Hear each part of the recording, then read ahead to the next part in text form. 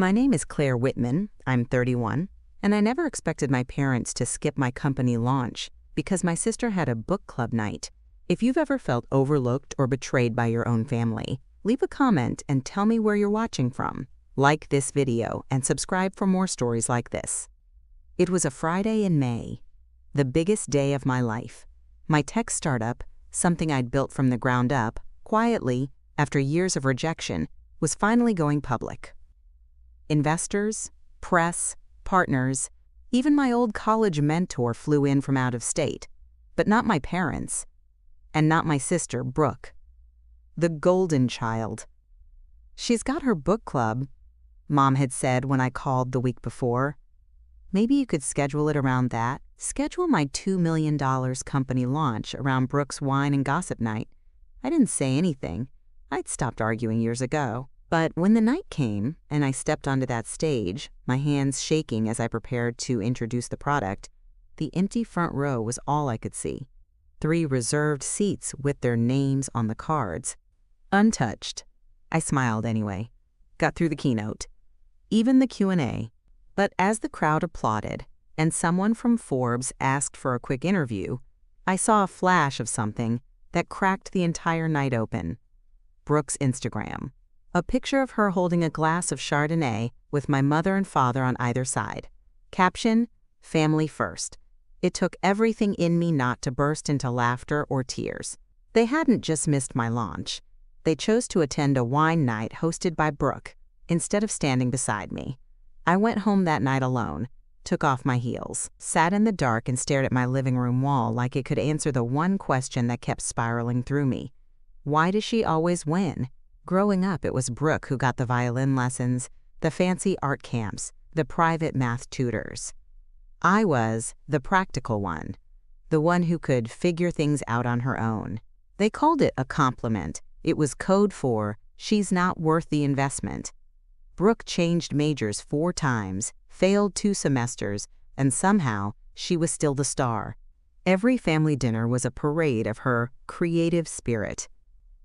I once got a scholarship award in high school, and my mom actually said, Brooke would have gotten it too if she cared about grades. That was the day I realized the bar wasn't set by achievement. It was set by who they wanted to win. And it wasn't me. After the launch, things got quiet. No texts. No, sorry we missed it. Not even a like on the official company post, which got shared by 3 angel investors and a Stanford incubator. I finally broke and sent a message in the group chat. Hey, I noticed you didn't come to the event. I hope everything's okay. The reply? From Dad. You know your sister needs us. It's just who she is. You'll be fine. You always are. That's what we love about you. You're just practical. That word again. Practical. Like I was a wrench in a drawer and Brooke was a stained glass window. I didn't reply. I didn't rage. I didn't cry. Not that night. Instead, I walked over to my whiteboard and I wrote one word in red marker, exit. Not from my company, from them. Because here's what they didn't know. That night, my co-founder and I signed a strategic partnership with a logistics firm in Boston. The deal? Projected to 10x our operations within 18 months. But more than that, it gave me options, freedom, leverage. And for the first time in my life, I wasn't going to waste it trying to make my family see me. Growing up in the Whitman house was like starring in someone else's movie, where I was always the understudy to Brooke's lead role. I was 3 years younger, but people often thought I was older, not because I looked it, but because I carried the weight. Mom once joked I came out of the womb, already paying bills. Brooke, she was the light.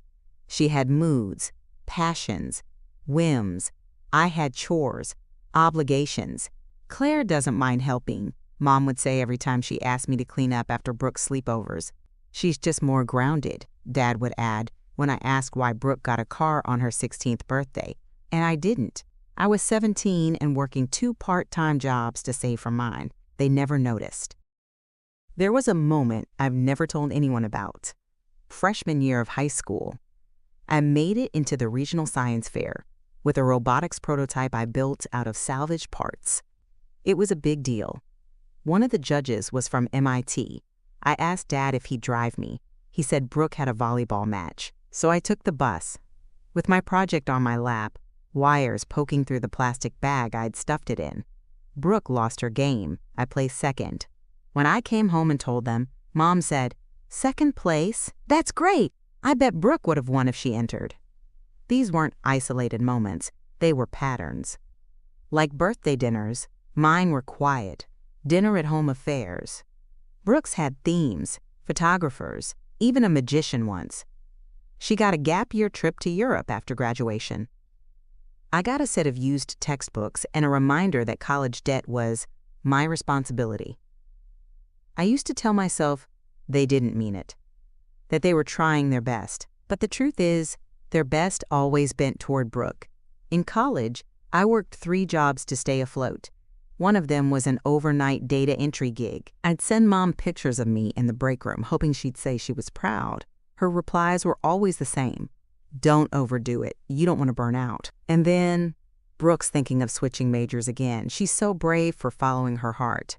Brave. Not reckless, not spoiled. Brave. It wasn't just my parents. It was everyone around us. Uncles, aunts, even teachers.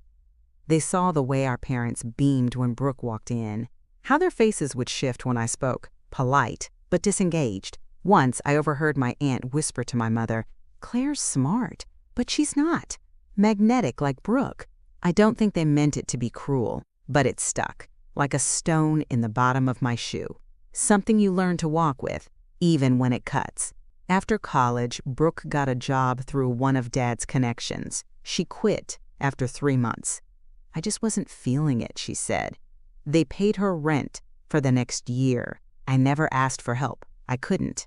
I knew what the answer would be, so I built quietly, taught myself to code at night, started freelancing for startups, launched 3 apps that flopped, built a 4th one that didn't.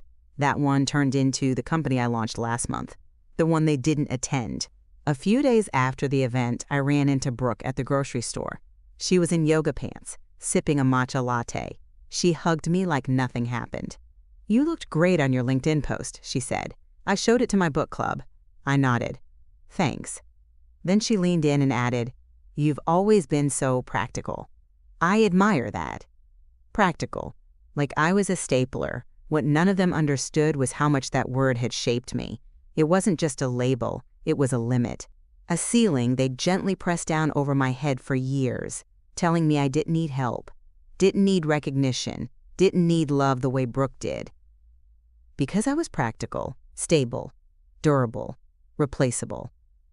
That night, I journaled for the first time in years. I wrote down every moment I'd buried, every quiet humiliation, every time I bit my tongue and smiled. And at the bottom of the page, I wrote, "You were never broken. They just never looked." It was a Tuesday afternoon when I made the mistake of trying again, of thinking maybe, just maybe, I could make them understand. I was home in my apartment, still glowing from a new investor call, when Mom texted me, "Brooke wants to host a family dinner next week. You coming?" It sounded harmless, normal, almost like peace, but something in me bristled. It wasn't my invitation, it was Brooke's, and I knew what that meant. Still, I replied, "Sure, just let me know when." She did, and I showed up. The dinner was at Brooke's new place, a renovated craftsman-style house our parents helped her buy last year.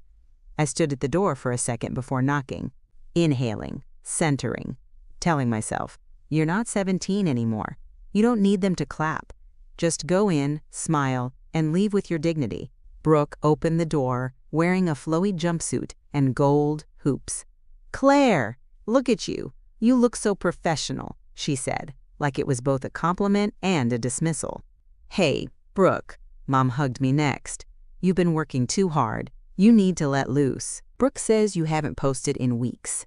Because that's how they measured my life, through filtered photos, not milestones. Dinner was white wine, roasted duck, and forced laughter. Every story circled back to Brooke.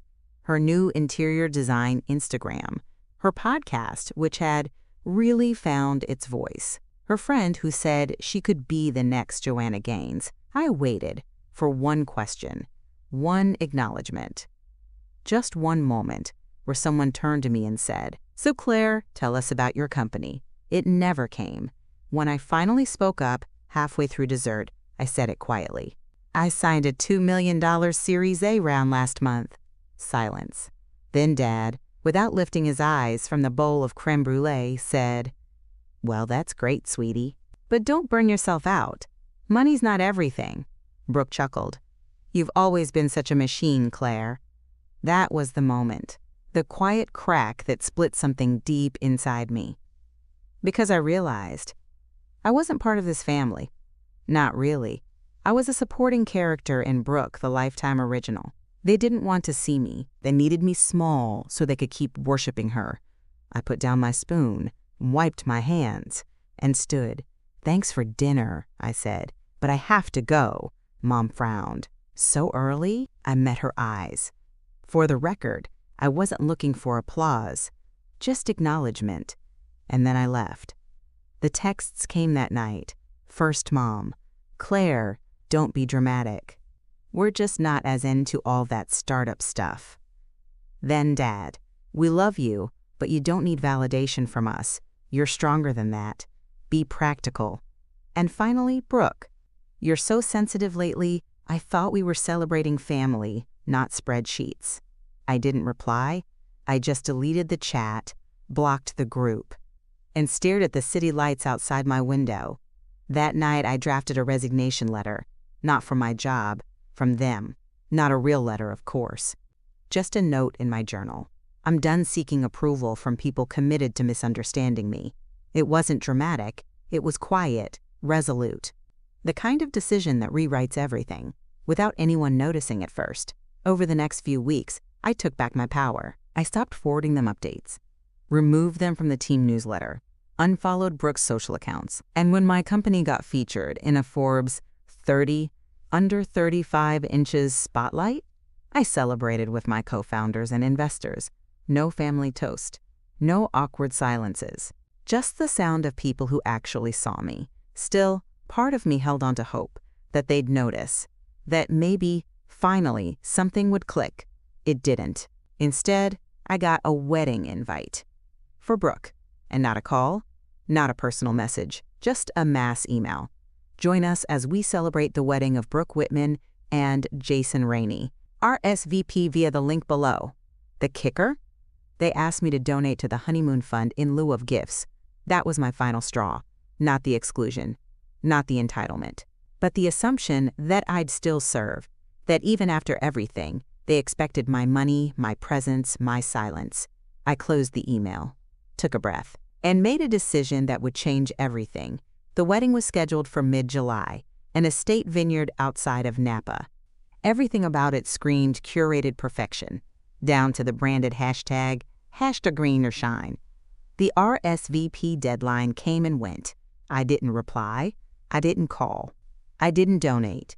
3 days later, I got a text from Mom. "Did you see Brooke's invite? Let us know if you'll be coming. She'll be crushed if you miss it."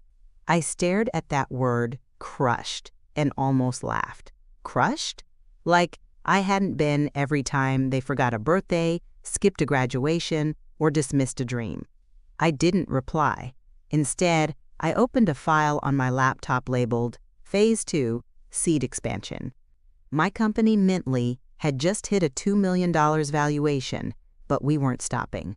We'd secured a logistics partnership, doubled our monthly recurring revenue, and were days away from launching our B2B analytics dashboard. This wasn't just a win. It was a foundation, and I'd quietly been using part of my equity to build something else, a grant fund for underrepresented women in tech.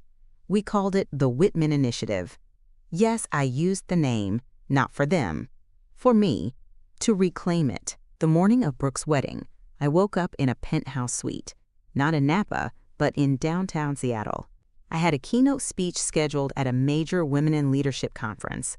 I stepped into my heels, zipped my deep green blazer dress, and walked into a room of 800 attendees who were actually listening. And when I stepped on that stage, I wasn't Claire, the practical sister. I was Claire Whitman, founder, CEO, and keynote speaker. I talked about resilience, about invisible labor, about being underestimated. I didn't name names, but I didn't have to. After the conference, my inbox blew up. More speaking requests, partnership offers, a message from a Forbes contributor wanting to profile me, not just for my product, but for the grant initiative. I spent the rest of the afternoon at a rooftop lunch with my team. We toasted to Brooke, to her day, to the fact that I wasn't there. The next morning, I got a voicemail from Dad. His tone was clipped. "I don't know what's gotten into you. Brooke noticed you didn't show. She was upset. We all were. You're still part of this family. But sometimes it feels like you've chosen your career over us." I saved the message, for no reason other than proof. Proof that even in the face of my silence, they still framed themselves as victims, still painted me as cold, distant, practical. A week later, a journalist reached out. She'd heard about the Whitman Initiative and wanted to feature it in a series on women founders changing the landscape. "Do you want to talk about your family?" she asked gently. I paused, then smiled. "No, let the work speak for itself. But life has a funny way of telling stories for you." When the article came out, it went viral. Not because of me, but because of a single quote buried in the middle. Claire Whitman is building what her family never gave her: room to grow, fail, and lead.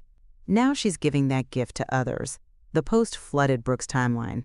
People tagged her, commented.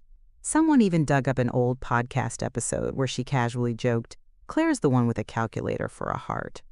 The comments weren't kind. I didn't gloat. I didn't reply. But a week later, I got another message, this time from Brooke. "Hey, I read the article. You're doing amazing things. I guess I never realized how much I missed." No apology, just a flicker of recognition. I stared at it for a long time, then archived the thread. Not to punish, but to protect. Because I'd finally learned that I didn't need closure. I needed peace. 3 months passed. My company hit $5 million in valuation. We were featured in Fast Company. I spoke at TEDx. And the Whitman Initiative funded its first full ride for a teen mom from Detroit who wanted to code. I watched her video thank you message alone, at night, tears on my cheeks, not from sadness, but from knowing that someone out there saw the value I once had to prove. Then, on Thanksgiving, I got another invite. Brooke again, a big family gathering. The message said, "It won't be the same without you." And that was the moment I knew I'd won. Not by fighting, but by not showing up to lose again. I didn't need them to see me anymore. I saw myself, and that was enough. The longer I stayed away, the clearer everything became. Silence wasn't empty anymore. It was full of clarity. For the first time in my life, my identity wasn't defined by being the contrast to Brooke. It was mine, whole, uninterrupted, uncompared. I stopped checking their social media. I stopped measuring my growth against their recognition. Instead, I created new rituals. I hosted dinners with my team, started mentoring 2 young women in tech through the Whitman Initiative, spent Sundays hiking or deep in a book, not waiting on calls that never came. I even bought myself a gift, something symbolic, a delicate gold necklace with one small word etched into it, enough, because I finally was. But even in peace, family has a way of circling back. It came on a Tuesday, a letter in the mail, handwritten, return address, my parents' house. Inside was a single sheet of paper, no greeting, no signature, just this. "Your sister's business is struggling. We know you're doing well. Can you help her with a loan? She just needs a little boost." I stared at the page for a long time, and I remembered every job I worked, every rent payment I scraped together alone, every favor she got that I never would have dared ask for. I didn't reply, but I did open a new tab and made a donation. Not to Brooke, to a scholarship fund for women starting over after bankruptcy. I added a note. In honor of all the daughters who were told they'd be fine on their own. Later that month, I was invited to speak at a university alumni event. The topic was resilience in the face of rejection. I hesitated. I didn't want to turn my story into a spectacle. But the more I thought about it, the more I realized this wasn't about spectacle. It was about survival. So I said yes. On stage, I looked out over a crowd of wide-eyed undergrads and weary adults, and I said something I hadn't said out loud before. Sometimes, the people closest to you will call your resilience practicality, because it means they don't have to show up for you. But don't let that name become a cage. Your strength isn't a reason to accept less. It's the reason to expect more. I didn't name names, but I saw people wipe their eyes. One young woman came up afterward, shaking, and said, "I thought it was just me." It never is. Brooke texted again around Christmas, a picture of the family tree ornament she made. Every name was on it, including mine. The caption said, "No matter what, still family." I didn't respond, not out of malice, but because she still didn't get it. Family isn't a Christmas ornament. It's the people who stand beside you before the applause. I spent Christmas morning walking by the bay, hands tucked in coat pockets, breath rising in soft clouds, and I realized something. I didn't need to come back. There was nothing to come back to, because I hadn't left me. I'd finally arrived. That night I posted a quiet message on LinkedIn, just a picture of me holding a cup of tea, sitting in my living room. The caption? When they called me practical, what they really meant was, "We're not going to help you, but we expect you to keep surviving." I did more than survive. I built. It wasn't viral. But it didn't need to be, because I no longer needed their eyes on me to feel seen. 6 months after my quiet post, something unexpected happened. My alma mater reached out.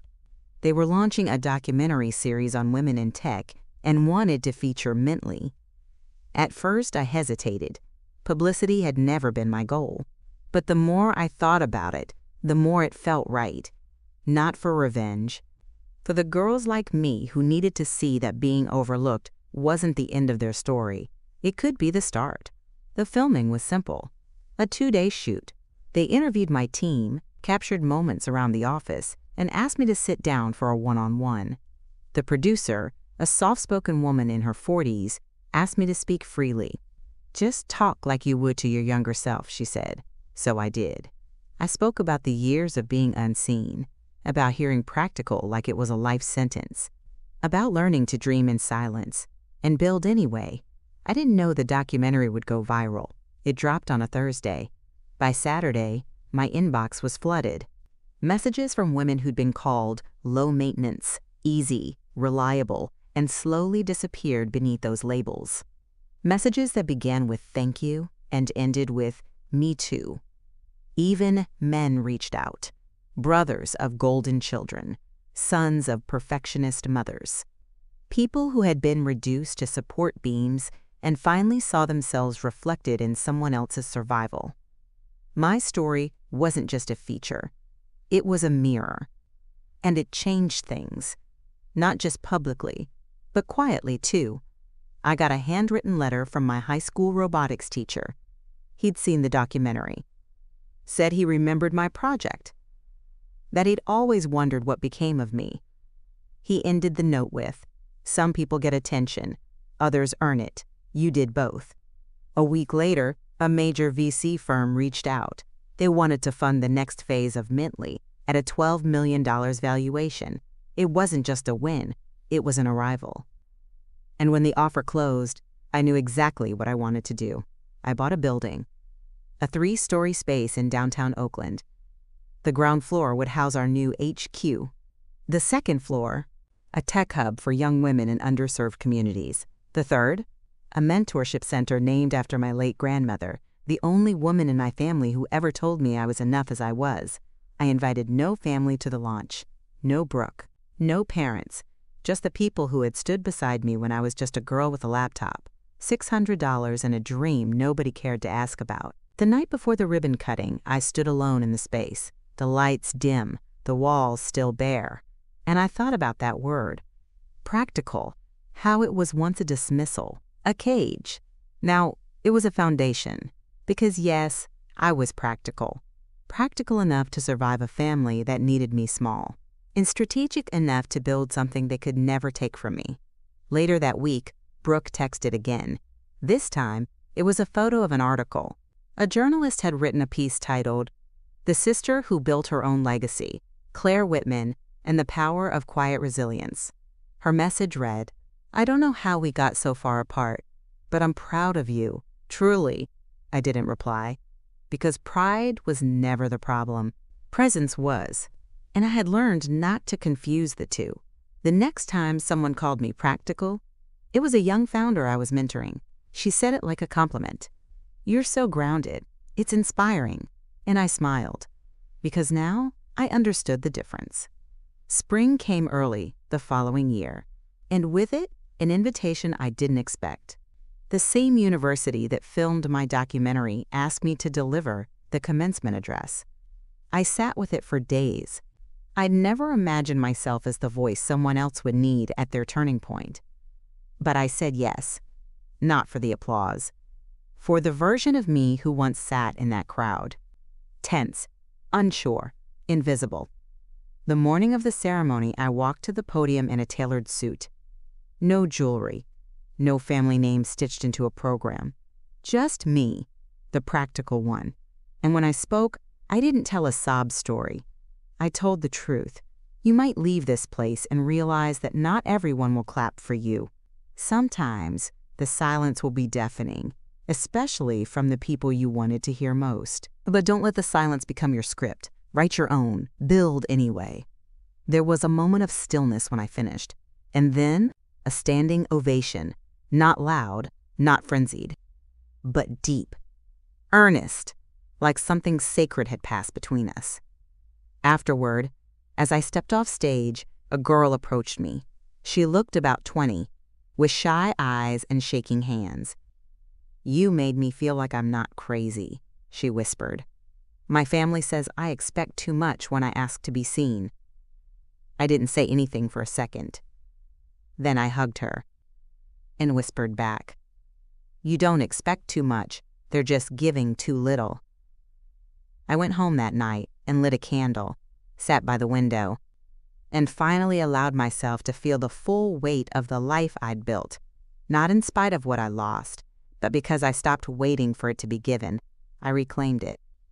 Day by day, step by quiet step. A few weeks later, my parents sent a card. No big speech, just a short note. "We see you now. We're sorry we didn't sooner." I didn't respond. Not out of anger, but because the girl who once needed their apology had finally stopped waiting. I had built too much to go back and ask for scraps. Now every Sunday, I walk through the doors of that Oakland building with a cup of coffee and a clear head. I see faces that look like mine, girls and women and overlooked souls who are just now learning that practical isn't the opposite of powerful. It is power, measured, intentional, steady, unshakable. I still wear that necklace sometimes, the one with the word enough on it, and every time I see it in the mirror, I remember. They called me practical like it was a cage, but I turned it into a key, and I used it to unlock a life no one could take from me.